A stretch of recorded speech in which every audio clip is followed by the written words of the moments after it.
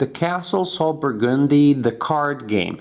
This is a game based on a famous board game, The Castles of Burgundy. Again, and that's a board game, by the way, that I haven't tried, so I cannot compare. But the card game, I became interested in it when I was looking for information online about small portable games that had a solitaire variant so that I could play them in Italy, where I'm filming right now from my parents' house. We are visiting these days when at night my daughters and my wife and everybody else really are sleeping. I get to my parents' kitchen where I'm filming right now. That's my new studio, and I play solitaire games. The Castle of Burgundy is one such game. It's a small solitaire game. It's perfectly portable. This is all that you need to play the game. I don't have the box with me because I thought I didn't need it as I was traveling. The game revolves around a deck of cards that can be used as resources, can be used, that is, you can just burn them to acquire advantages. They can be used as things that you're trying to build. You're trying to build a set of 3 of these types of cards here based on colors. So, for example, 3 of these yellow cards will score me 4 points, as you can see here. 3 of these other cards also would score me 4 points. And another way in which these cards can be used is as dice, by looking at the dice, at the die number on top and ignoring everything else. You shuffle all of these cards together, and they're very small. It's just such a perfect portable game. You shuffle all of these cards together, then this is a deck. It's not really a deck. It's a collection of other decks of cards, of types of cards that you use for different things. These cards here pretty much form the board of the game. You place those 6 cards there, representing different dice, and then you, at the beginning of each turn, you randomly place a card by each of them, at least one. Then after that, you place other rows depending on the number of players.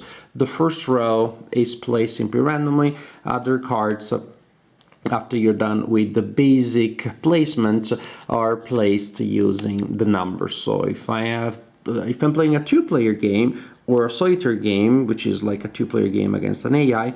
In a 2-player game, you have 7 cards out, so you place 6 there, and then the 7th one is added by looking at the number. And this is, if you will, the board of the game. Each player also has a play area, which again is designed, is organized by using cards. The play area is divided in 3 parts. It is divided in a storage where you place the cards that you have collected. It's your personal area, the region you're trying to develop, around which you place victory cards that you have collected. So these cards go on this side, this card go on this side, and the sets that you're forming go underneath. And then you have another area with the project, which are cards that you've taken from the central area you're planning to develop, but you haven't developed quite yet. And as the card says quite clearly, you can have no more than 3 of those cards at a time. Other important cards are goods that you will collect during the game, and they will score you points at the end. You need to spend a certain type of dice, you can see, to make money out of a certain type of good. Animals that you collect during the game through game effects, and you will score them in sets at the end of the game. Workers that are important resources. They allow you to adjust the result of your die rolls, or the value of the dice cards that you play during the game. Certain cards you can play only they have certain value. By spending a card, you can adjust the value by 1, increasing it or decreasing it by 1. Also, the results 1 to 6 count as a circle. So if you have a 6, you add a +1, becomes a 1. If you have a 1, use a -1, becomes a 6.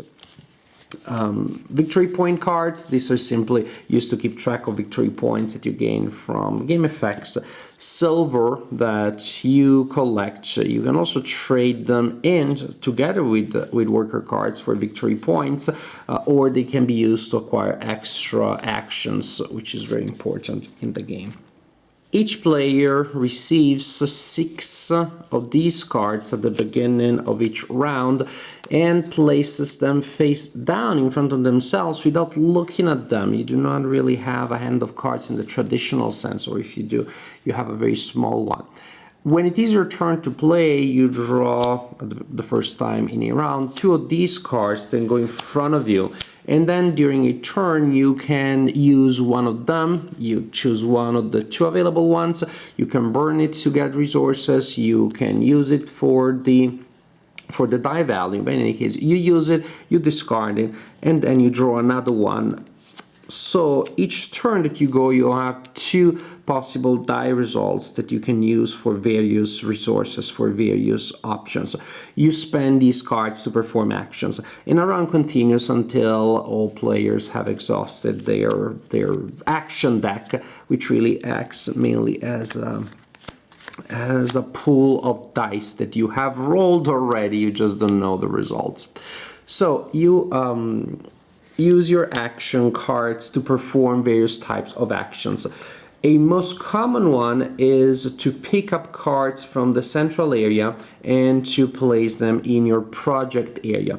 To do so, you spend an action card and you take a card from the central area that is placed by a number corresponding to that card. For example, if I'm spending this card, I can take this card here because it is placed by a 1, not because it has a 1 on it. If I'm spending this card, I can take this card here, this card here, which is by the 4, ignoring the result it actually has. So actually suppose that that's what I've done. I spend this card because I want to take this card. And when I take a card from the central tableau, I put it here in my project area. Later, if I actually want to develop it to make it happen, to add it to my estate, I need to spend another resource card that has a value, the same value associated with the card at this time. So for another action, later I spend this card and I transfer this one, so I have actually developed it. So that is, pretty neat. That's the core engine of the game, really. If you were able to do this efficiently, you would score a lot of points. The core engine, the core idea is to take cards from there, put them here, from here, move them here, and when you have sets of 3, then you can gain points. Also, if you're the first player to complete a certain set, you gain a bonus, you gain extra points, and you get a card to record that for the first player to complete a set of a certain color. So there are other benefits for players that complete sets, but this is the general idea. And as you spend cards to move them from here to here, from here to here, that is when you use these cards to adjust the numerical value. Also, when you develop a card, you get a specific advantage. The rule book tells you what the advantage is when you place a project in your estate.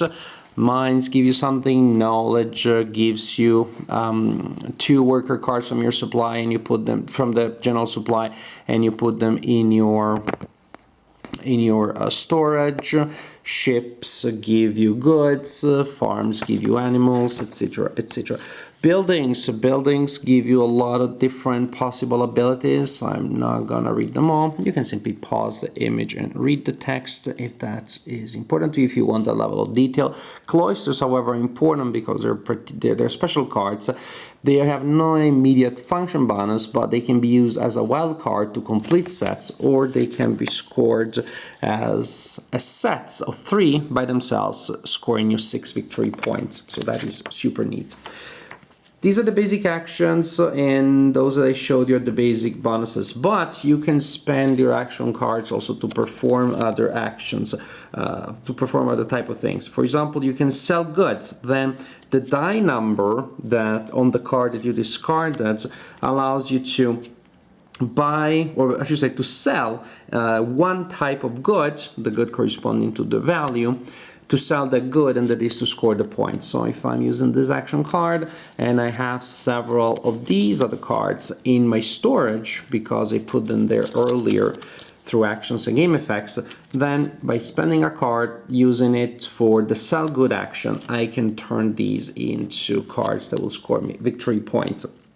And to record that, I moved them to the sides of my estates, which is designated for that to collect, to keep track of those goods. Also, when I sell goods, I receive silver cards, which are super neat. Another action is I can restock my workers up to 2 cards. So for an action, ignoring anything on the action card, I get 2 workers if I presently have 0, and 1 if I presently have 1. I restock up to 2 for an action. I can take silver regardless of the die number on the action card. For an action and an action card, I can take a piece of silver. I can also convert workers and or silver in victory points. Any 3 workers and or silver that I return to the supply for an action turns into a victory point. And this is the basic idea. At the end of a round, you get new resources, players get a new hand of cards, a new pile of action cards, really more than a hand of cards, because this doesn't much, when it's like that and you can only look at 2, it doesn't much feel or look like a hand of cards. So at the end of a round, you get new cards on the board for yourself, and you continue like this for 5 rounds. At the end of the 5th round, you have some extra scoring based on animals. Different sets of animals that you have collected during the game are scored at the end of the game. You put together all of the points that you score from various game functions and options, and at that point, the player with the highest score is the winner of the game. The game, as I said, is a solitaire option, and the way that works is similar to a 2-player game, but mainly because of the number of cards available. Otherwise, the way it works, you create an AI by making piles of action cards. 3 face down for the first round, 4 face down for the second round, 5, and so on and so forth, 5, 6, and 7 for the following round. So during each round, you simply take the pile of cards that the AI has, you turn them face up, and you form sets. That is, the first round, the AI is unlikely to form a set, but it is possible. When it comes to the second round, well, it's a little more likely, but look at, in this case, actually I got fairly lucky because in round 2, my AI still hasn't formed any sets of 3. So you simply place them in set of 3s, and you score them when the AI collects a set of 3. These are the cards that form little stacks for the AI, do nothing else. You simply prepare them at the beginning of the game. Each round you flip one up, place them into sets, score them. In this case, if that is the first set of 3 of this kind, the AI also gets the first set bonus. And that is it. You count the victory points that the AI collects, it scores in each round, and if the AI is ever ahead of you, then you lose the game. So you have to stay abreast of the AI. It's not just I play my game and I need the final score at the end. It's a little more dynamic than that. It's a little more exciting because each round you have a check that decides whether or not you're still in the game. So you continue to play until the end of round 5. If you make it that far, you have won the solitaire game, and at that point also you can play multiple times to improve your score, because you still, after you survive, count your score, and of course the higher it is, the more satisfying the victory will be. So you can challenge yourself, not just the AI, to improve your score after game after game. So this is how Castles of Burgundy, the card game, works.